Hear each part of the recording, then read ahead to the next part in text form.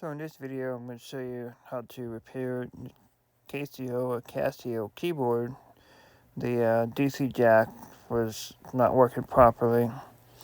What ended up being the issue was not only just bad solder joint, but it was actually a broken traces.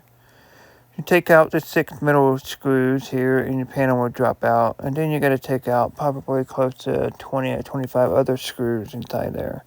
Every screw you see on this board has to come off. So, even the cable wrap screws. This will come up and you're going to have to look at the membrane. The volume knob. Using a flat tip screwdriver, you'll be able to pull that off. Just kind of wedge you through. You'll figure it out. And that will just slide out and you can be able to take and just flip it up. And then you'll be able to see on here, I think I show you the broken traces on here. So the middle post and the post to the right had broken traces.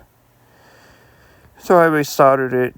You can take and scratch off the green coating and just make a solder bridge on top of that, and you'll be able to fix your problem. You see that I'm soldering here, and I didn't notice that it had a broken trace until at the end, and that's what I actually did to fix it, was scratch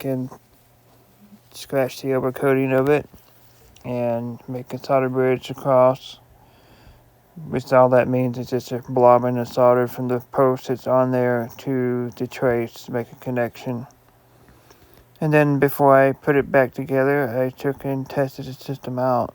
I plugged the power back in and attached the power switch membrane to it and pressed it on to make sure it worked before I buttoned it all back up.